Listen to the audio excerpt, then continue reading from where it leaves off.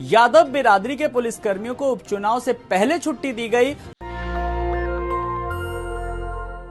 क्या उत्तर प्रदेश उपचुनाव में बीजेपी हारने जा रही है? बड़ा सवाल है।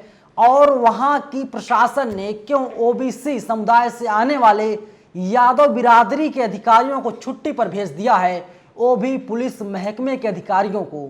नमस्कार, मेरा नाम है नवीन कुमार नंदन और आप देख रहे हैं नेशनल दस्तक। सोचिए, भारतीय जनता पार्टी चुनाव जीतने के लिए साम दाम दंड भेद सब कुछ लगा देती है।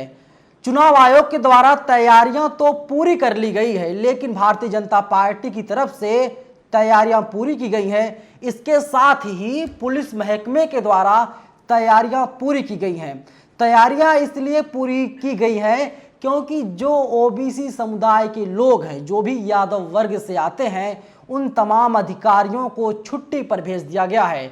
भारत समाचार ने एक रिपोर्ट की है। उस रिपोर्ट के मुताबिक जो सीओ हैं, गोला के सीओ हैं राजेश यादव, उनको छुट्टी पर भेज दिया गया है 1 महीने की छुट्टी पर। इसके अलावा नीम गांव के जो एसएचओ हैं अवधेश यादव को 1 महीने की छुट्टी पर भेज दिया गया है। चौकी इंचार्ज अलीगंज और चौकी इंचार्ज बिजवा सतीश यादव, जितेंद्र यादव को छुट्टी पर भेज दिया गया है। और सैकड़ों यादव कांस्टेबल ऐसे हैं जिनको भी छुट्टी पर भेज दिया गया है। भारतीय जनता पार्टी को किस बात का डर सता रहा है?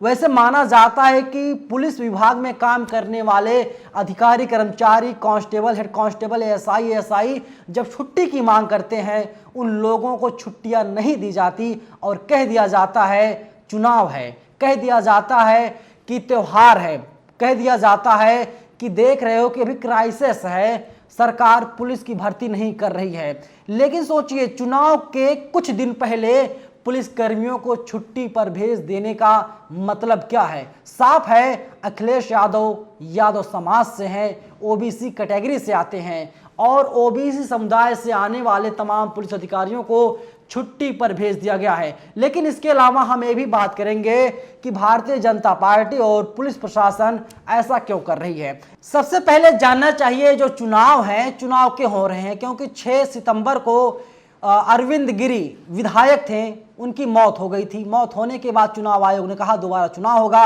भारतीय जनता पार्टी ने अरविंद गिरी की बेटे अमन गिरी को अपना प्रत्याशी बनाया है। तो वहीं समाजवादी पार्टी ने सपा के पूर्व विधायक विनय तिवारी पर दांव लगाया है।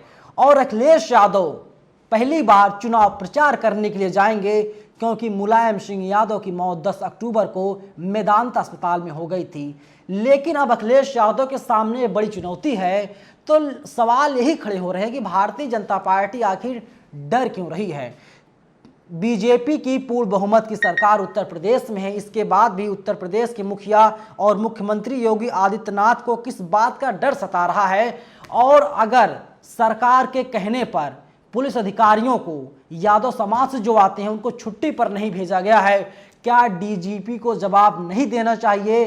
क्या सरकार को सवाल नहीं पूछना चाहिए? लेकिन सवाल नहीं पूछा जाएगा। सवाल इसीलिए नहीं पूछा जाएगा क्योंकि सरकार की शह पर ही तमाम पुलिस अधिकारियों को छुट्टी पर भेजा गया है। 3 नवंबर को चुनाव होना है और 6 नवंबर को गिनती की जाएगी। बीजेपी ने स्टार प्रचारकों की लिस्ट जारी की है जिसमें 40 लोग हैं। योगी आदित्यनाथ, केशव प्रसाद मौर्य, दिनेश शर्मा, इसके अलावा जितिन प्रसाद, इसके अलावा भूपेंद्र चौधरी जो स्टेट प्रेसिडेंट है बीजेपी के।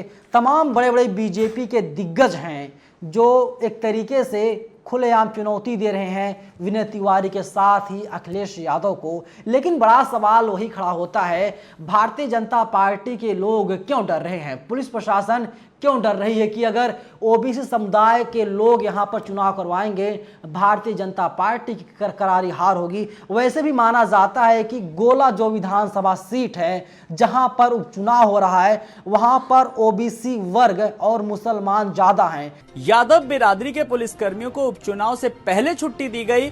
माना जा रहा है कि ओबीसी और मुसलमान अगर मिलकर के समाजवादी पार्टी को अपना मत देते हैं तो समाजवादी पार्टी की वहां पर जीत होगी। लेकिन बीजेपी के लिए नाक का सवाल बना हुआ है। इसीलिए बना हुआ है क्योंकि साल 2024 में पूरे देश में आम चुनाव होना है और जब देश का लोकसभा चुनाव होगा इसके बाद तय होगा कि देश का अगला प्रधानमंत्री कौन बनेगा। लेकिन उसके पहले साल 2022 में ये जो चुनाव हो रहा है माना जा रहा है कि ये सेमीफाइनल है और अगर भारतीय जनता पार्टी की करारी हार होती है तो भारतीय जनता पार्टी के लिए साल 2024 की जो मुश्किलें हैं वो बहुत कठिन होने वाली हैं। मुश्किलें आसान नहीं होंगी, राहें आसान नहीं होगी।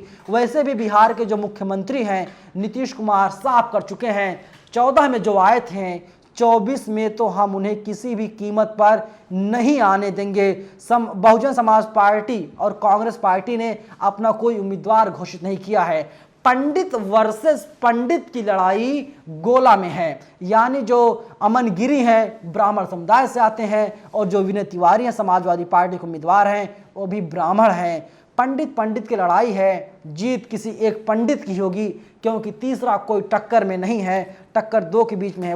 वैसे भी अखिलेश यादव लगातार ईवीएम पर सवाल खड़े करते आए हैं और अब देख लीजिए एक बार फिर से ईवीएम पर सवाल खड़ा हो रहा है और अब की बार पूरे शासन और प्रशासन पर प्रश्नवाचक चिन्ह है। और अगर भारतीय जनता पार्टी की जीत होती है तो अखिलेश यादव खुलेआम भारतीय जनता पार्टी पर निशाना साधेंगे। लेकिन पूरा जो राजनीतिक माहौल है गर्म हो चुका है, हर कोई बीजेपी को अपने निशाने पर ले रहा है।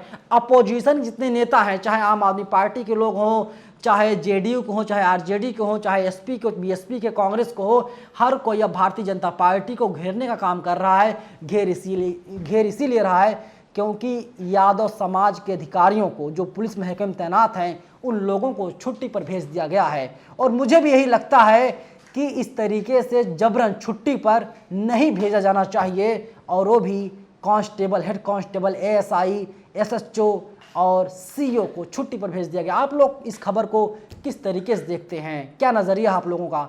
कमेंट बॉक्स में आप लोग अपनी राय जरूर बताइएगा। धन्यवाद। नेशनल दस्तक की आपसे गुजारिश है कि अगर इसको बचाना चाहते हैं तो नेशनल दस्तक को सब्सक्राइब करने के लिए रेड कलर के सब्सक्राइब बटन को दबाएं, फिर बेल आइकन की घंटी दबाएं। नेशनल दस्तक को बचाने के लिए बहुत जरूरी है कि हर खबर को शेयर करें, लाइक करें, कमेंट जरूर करें।